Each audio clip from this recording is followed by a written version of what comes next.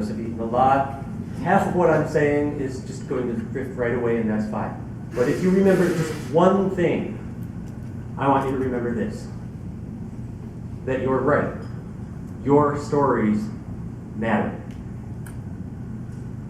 I can't write them. I don't have your knowledge, your experience, your passions. I don't love the same things that you do. I don't see the world in the same way. I don't have the relationships, the same values. These are just a few of the things that give you your voice as a writer. And your voice matters. When I first started trying to write stories that mattered, I thought it meant I had to be serious and profound and just dripping with angst. The first time I brought one of my stories into my writing group and made them cry, I was just like, woohoo! I have done it! I had finally written something good and important. Yeah, forget that. Forget all of that shallow, meaningless, flawed crap I had written before. Now, I was a writer. No, I was an author. Now, forgive my bluntness here, but that's bullshit. I did check to make sure I am allowed to swear in Canada.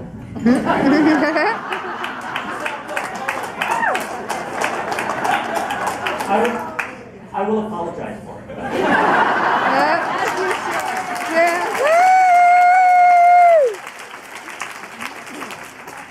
I love this place. Anyway, unfortunately, it's stuff that we hear a lot as writers. You know, this is literature. That's formulaic hack work. But this story here matters. That is just that lowbrow escapism. We've all seen it. We've all heard it. Romance novels, comic books, Twilight.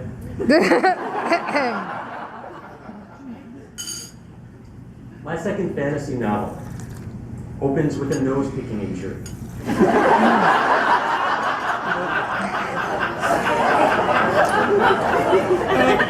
Let's just say this book did not get reviewed by the New York Times. Nor did I get shortlisted for major awards. One reviewer said this is basically bubblegum fantasy. And you know, I read that and it's like, whatever, that's fine. I'm not pretending to write serious, deep literature.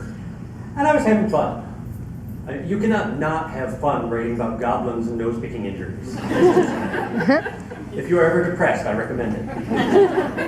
I was doing it because I liked the books, and I didn't care that I hadn't written anything important. And it took me a while to realize that this lighthearted bubblegum trilogy with its scrawny, nearsighted little hero and his pet spider who kept setting things on fire mattered. It took an email from a teacher out on the West Coast.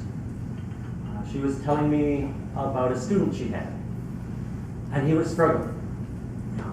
He would not read, he was not interested, he just was not there. There was no connection, there was no nothing. And then one day she took Goblin Fest and just left it on the corner of her desk and waited. And eventually he comes up and says, yeah, what's that? And she played it cool. Oh, just a book I was reading. And you probably wouldn't like it. And so, you know, of course, he took it, he read it, he finished it. He wrote a report on that book for class. He sent me a letter after reading those books. To that one kid, that story mattered. It, for whatever reason, it spoke to him. It engaged his imagination. It connected with his life in a way that none of those other important books have been able to do. It was a wonderful moment, and it was an incredibly humbling moment. Your voice mattered. Not just because you are the only one who can write these stories, but because there is somebody out there who needs the stories that you can write. People talk about escapism like it's a bad thing. Like that's not as important as these books full of truth and meaning. But go talk to the woman who is sitting in a hospital room, waiting to find out if her father survived a triple bypass. Talk to the kid who is getting the crap kicked out of him at school and at home. Talk to someone who just wants to feel like they're not alone. Like somebody out there gets it. Ask them about the value of escapism. About finding a story that takes them away, even if it's just for a few hours. I did a short story earlier this year, and it's one of the hardest things I've ever written. I had gotten an invitation to write for an anthology of humorous science fiction and fantasy.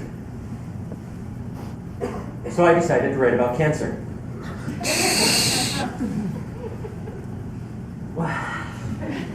Why? I asked myself this many times over the course of that month. And the first answer is because we are writers and we are masochists. Yeah.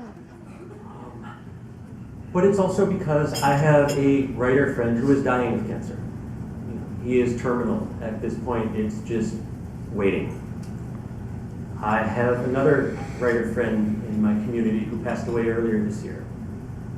And a third who just discovered she has a rather unpleasantly large tumor in her brain. So I'm looking at this story because this is something that's important and I care about. And crap, I have to make it funny. So I end up writing about this superhero with stage 4 colon cancer. And his power, one of his powers is he can talk to objects and hear their voices. And this power works on his tumor, which now talks to him. And the tumor is a bit of a tick. To mix my biological metaphors here.